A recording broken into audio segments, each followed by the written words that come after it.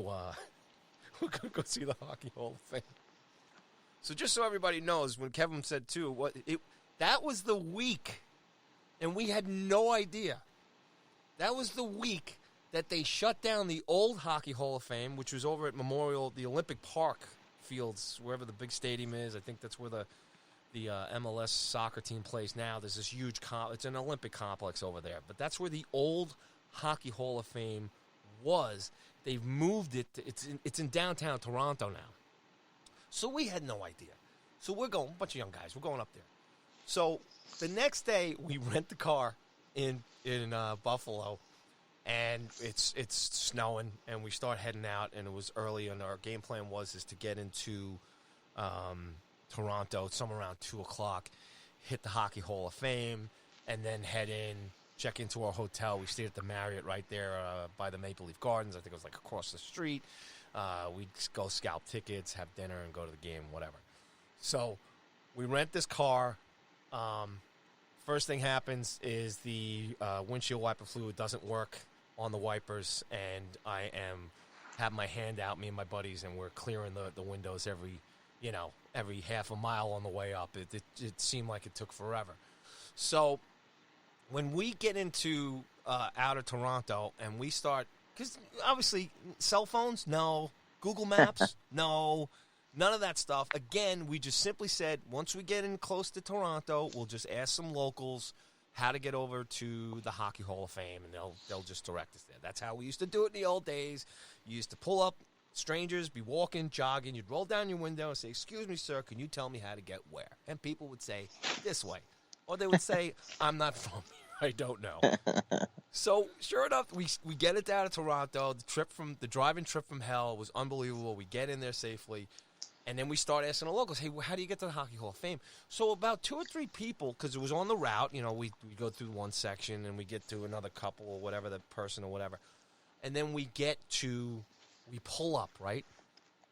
And I guess it's noon or what, I can't remember the exact time. And the parking lot's empty except for a couple of cars. And it's Saturday. And we're like, why is it so empty? I mean, we're thinking maybe it's just not opened yet or whatever. Was Marty the Moose at the front thing saying, "Sorry, we're closed"? So we get out of the car, right? And literally, it's like the scene in Spinal Tap. "Hello, Cleveland." We get out of the car. "Hello, Toronto. We're here." And there's nobody in the place and nobody in the parking lot. So we walk up, and it's closed. And in the old Hockey Hall of Fame, you'd look up and you saw all the logos of the teams, the old 70s, 60s, 70s, 80s logos all up around the thing. So we're looking in, going, "Oh, this looks so cool! Can't wait to get in there," and all that stuff. So whoever was working at the security in there, he comes up and he cracks the door open and he sees a bunch of guys in hockey jerseys, Ranger jerseys. And he goes, "Can I help you guys?" I said, "How you doing? We just we drove up from Buffalo, and we're from Long Island, and we're here to see the Hockey Hall of Fame, and we just want to know what time it opens." And the guy's like, "Oh, dude, I'm sorry, man, but we're closed down here at this location, and the other one's not open yet because they're actually just finishing up transferring all the memorabilia from the old Hockey Hall of Fame to the new one." And we were like, "You got to be kidding me!" You know what the guy ended up doing? He let us in the lobby. And we all walked in and we took pictures inside the lobby of the old Hockey Hall of Fame. At least he was nice enough to do that. And that was our Hockey Hall of Fame experience. That's so funny. And it's funny because I remember that, again, I was 16, so I don't remember everything. And I don't think I even knew what the itinerary was when I was on the trip. But I remember somebody saying about the Hockey Hall of Fame, how, we couldn't do it or it wasn't open or whatever it was. And it's funny to hear you tell that story because I definitely remember when we were there was something going on. And obviously that was it. We were a bunch of morons. We felt like idiots. We couldn't believe it. We're all laughing. It's like you couldn't make that up that happened. And here's the thing. Of the 3 or 4 different people that we asked directions to on the way there, not one of them, not one Toronto native said, "Oh, by the way, it's closed down," or by the way, that's the old location, or like you figure you're in Toronto, the hockey mecca of the world, and everybody you would run into would say, dude, what do you mean? It's closed down. Didn't you hear? None of that. They all just said, like, just keep going around the corner. Keep going, you morons. That is so so funny. we jet out of there. We have a laugh with the lobby guy. We take some pictures, and then we get in and we check in at the Marriott. And then we, same thing, we go hunting for tickets. We scalp tickets. We get great seats. Maple Leafs Gardens. Oh, my God. They don't make them like that. I've never been to the old Garden in Boston. I wish I had. I never got there. But I will tell you this, as a kid who grew up, mid to late 70s and the 80s, obviously, and all the old teams, the Nordiques and the Whalers, and coming from those old division, those teams and those old buildings, like the Ord and like Maple Leaf Gardens, it was just absolutely incredible to be there. I was also a huge Dougie Gilmour fan, and like I said, Felix Potvin, Wendell Clark. There were just some amazing Toronto Maple Leaf players on that team at the time. They got close there in '93, obviously losing to the Kings and stuff. But it was just amazing to be there. It was incredible. And we also found out that night when we got there, after we got our tickets, that was the first night they ever sold alcohol at the old Maple Leafs Gardens. They had never sold it there before. They made a big to-do about it. We were wearing our Ranger jerseys. Another funny part of this story is so here we are. We're lucky. Oh, my God. Merry Christmas. We get to drink. This is awesome, because we had heard that you couldn't drink in the Maple Leaf Gardens. So we get in there. We drink. We have a great time. And then there's newspapers going around taking pictures of people drinking in the Maple Leaf Gardens for the first time. So they saw us, and they took pictures of us. They interviewed us and everything. So the rest of the night goes on. Rangers lose. We had a blast. Back to the hotel, drinking as much as we could, eating all that stuff. And then we all got nuts in the hotel room, just having a blast with the guys. And you have that hungover story about driving home on the bus. Well, we were all hungover. There was a fire alarm in the hotel that night. Woke us up at like 3 o'clock, 4 o'clock in the morning or whatever. We were a mess. And the fire alarms went off, and we all had to get out of there and get back in. So that was nuts.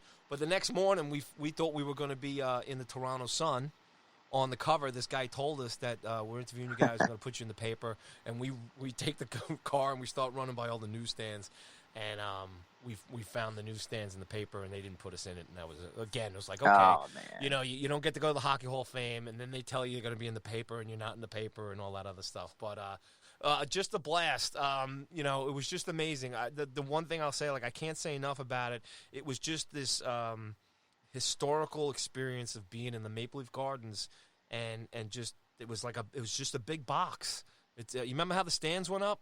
How short they were on certain ends, and behind one of the goals, there was like no stands, right? Yeah. Yep.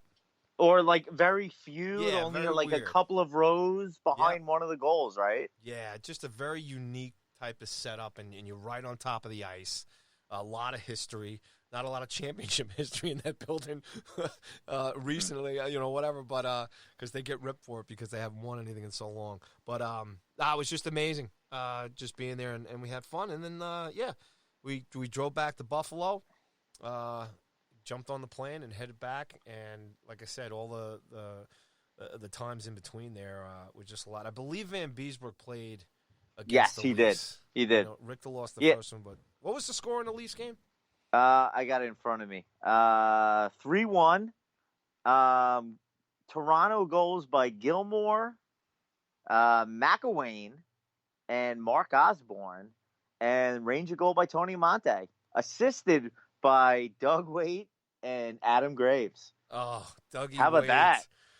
Doug Waite, Amante. Amante from Waite and Graves. It's like, that's the other thing too, Katie. We're on this trip, right, that weekend, and that's when everything for 94 just starts. It starts steamrolling after that, Nielsen gets fired, right? Keenan comes in for the next season. Remember, they go to London. That season ends. They lost Van Beesbrook to the Panthers in the draft. So it all started, man. Yeah, it's crazy. And just for me, being a 16-year-old on that trip, I definitely at the time, I definitely think I appreciate the trip more now than I did then. I mean, I'm like a 16-year-old punk kid, but to be like, wow, I went to a game at the Odd and then Maple Leafs Gardens, Yep. In the history, in both of those arenas and just those great arenas and great players that have gone through there. At the time, what did I know? I was 16. I mean, I knew hockey. I followed it and, was a student of the game then. But I think now, just like, wow, I was in those arenas is a pretty cool thing to be able to say I was there. And, one of those, again, a 16-year-old kid, it was like a one of those sort of things. A guy's like, "Do you want to go on this trip?" And I was like, "Yeah, I'll go. Why not? Like, let me ask my parents." And the fact that I was able to go and experience those arenas that in nowadays, I mean, so many people weren't able to do that. And just some of the those teams again, Tony Amonte and Waite and Graves was on that team, and it was, again, such a down year after they won the President's Trophy the year before. It was sort of that weird season in between 92 and 94, where, they were expected to maybe push for a cup that season. It really just fell apart. That was the year that Leach slipped on the ice or, whatever happened and broke his ankle, too. So that was just like a disaster year for the team, from start to finish. I think they almost finished in last place. So, and again, they lose Van Beesbrook to the expansion draft. Actually, what they did was the Rangers traded Van Beesbrook to Vancouver for Dougie Lidster, and then Vancouver left them available for the expansion draft and Florida grabbed them. That's a trip, man. Yeah, and Lidster ended up helping the Rangers win the cup the next year. Yeah. But yeah, just an amazing trip, and the fact that you were there just makes it even more amazing and just absolutely hysterical, to be honest. And again, just the age difference and the two sort of different experiences that the two of us had. Me being a 16-year-old trying to get in, trying to drink, trying to get into the bar and finally getting in, and it was just great experience. And not really drinking a lot. At age 16 and drinking too much and throwing up and having this whole thing. And you guys, just trying to find that awesome bar and whatever. And, I know the difference in myself being a Ranger fan in my 20s compared to when I was, in my teens, and just appreciating the team maybe more and having more of a knowledge of the team and everything that's going on in the game itself. I was playing hockey at the time, but even still, I think as you get older, you sort of figure things out a little bit more. And, it's just amazing to sort of look back on that, and just that experience is hysterical. Yeah, no, it was super. I remember last call up in Buffalo and Toronto was early. It's kind of like Massachusetts stuff, 2 o'clock or whatever. I remember them kicking us out of the hotel bar in Toronto at the Marriott. We didn't want to leave. It's funny. I wonder if we were in the same hotel together. I mean, I don't remember the fire alarm, but I was probably passed out drunk. So if there was a fire alarm, I probably wouldn't even have remembered. But it would have been funny if we were in the same place, same bar or whatever, or if we crossed paths. I mean, that's hysterical. Yeah, I mean, who knows? I know we were in some rundown hotel in Buffalo, close to the airport, and in Ronta we were at the Marriott. Yeah, because it's a pretty popular spot. You could look down. There's always a rink that they show in Toronto if you're ever watching Hockey Night in Canada, and the kids are all playing there at nighttime. That rink is still there, I believe. So that was there. The other thing I remember, too, about Buffalo, after we got our ticket to the Ord and saw the guys to practice, we went around Buffalo. We brought our ice skates with us, and we were hoping to get, some just do some public skating and everything else. We couldn't get into any rink. I was so impressed. I'll never forget. We went to about 3 or 4 different rinks. Couldn't get on because it was all from Pee-wee. It was all hockey. It was just incredible. And we actually went and watched a bunch of, Pee-wee games and some Bantam games. We could not get any public skating, ice skating at that time because it was all league stuff. It was incredible. And the Buffalo Bisons, that minor league baseball team, they play up there. Pete Weber used to do, he does the radio now for the Nashville Predators. He's been doing it for years, but he was with Buffalo back then too. But yeah, no, just a great trip. It's like, when you talk about, for me, a little older, at the time, and just with your buddies, and just memories, just having a great time. And like I said, you get in there and get out of there, no harm, no foul. And that's the thing about road trips. You hope that you can go out and into another city and another fan base and And the ones that we've rolled off here, especially locally here, Philly and Boston, and I'm sure we've all gone back and forth to Jersey, and I got tons of great nights. So we went to the Meadowlands years ago, and then just taking the path into Jersey and went to the new building.